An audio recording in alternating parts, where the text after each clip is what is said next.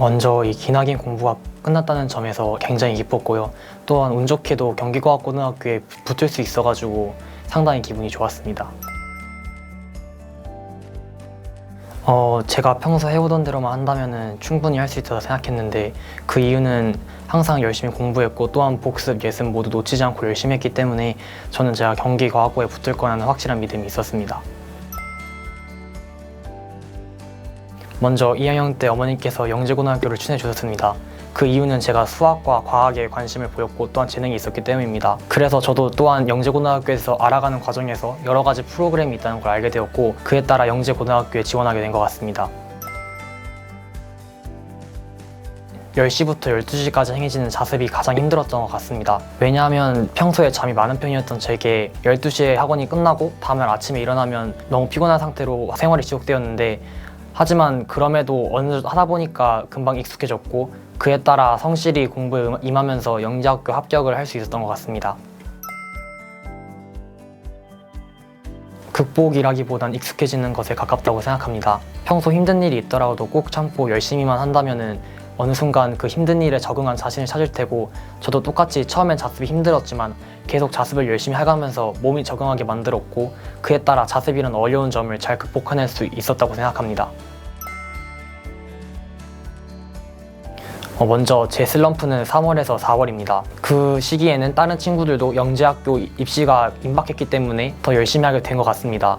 하지만 저는 원래 평소에 해오던 대로만 하다 보니 당연히 성적이 떨어졌고 계속 따라잡으려고 해도 그 친구들이 열심히 하다 보니까 따라잡는 게 힘들었지만 그래도 꾹 참고 열심히 하다 보니 5월, 6월쯤부터는 다시 성적이 올라서 자신감을 되찾았습니다.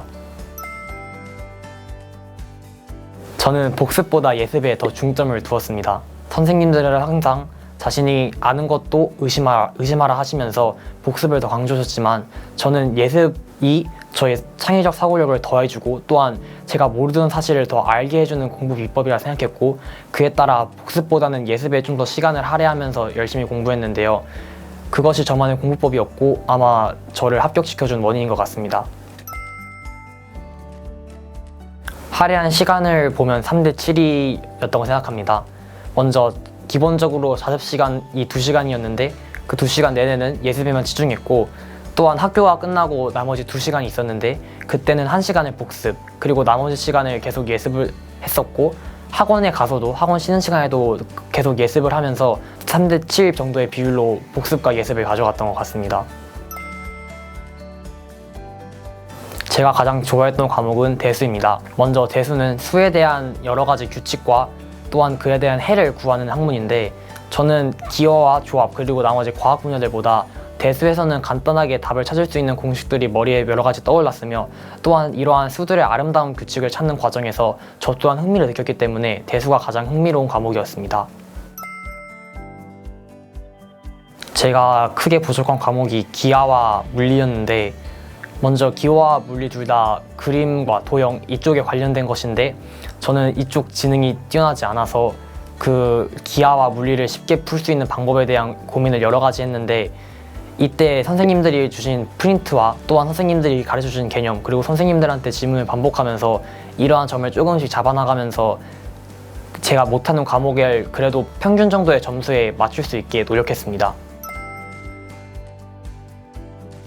먼저 1교시 과학시험에서는 평소에 지구과학에서 풀어봤던 문제들이 많이 나왔기 때문에 쉽게 풀 수 있었습니다. 그 이후에는 화학에서도 비슷한 문제를 푼 경험이 있어서 마찬가지로 쉽게 풀었습니다. 그 이후에 있는 생명과 물리 문제들도 충분히 배운 개념들을 토대로 풀 수 있는 문제였습니다. 이후 1교시 수학시험에서는 기하 문제들은 이미 풀어봤던 문제와 비슷한 유형의 문제들이 많이 있었습니다. 그 다음에 대수, 조합 같은 과목에서도 이미 배운 공식들과 풀이를 통해서 쉽게 풀 수 있었습니다. 3차 캠프에서 면접을 봤는데 이 면접 질문에서는 이미 학원에서 수차례 주고받은 질문들이었기 때문에 망설임 없이 그대로 대답할 수 있었습니다.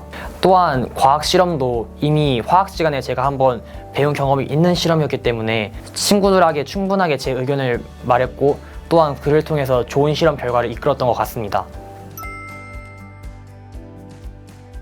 먼저 저는 어떠한 긴 시간이 주어져도 마지막 4일에만 공부하면 충분히 내신에서 좋은 성적을 딸 수 있었기 때문에 주어진 내신 기간 중에는 오히려 저의 약점을 보완할 수 있는 공부에 치중했는데요. 그 예시로 제가 부족했던 기하와 물리 문제들을 풀고 또한 이미 배웠던 문제들을 복습해 나가면서 그러한 제 약점 과목들을 보완해 나갔습니다.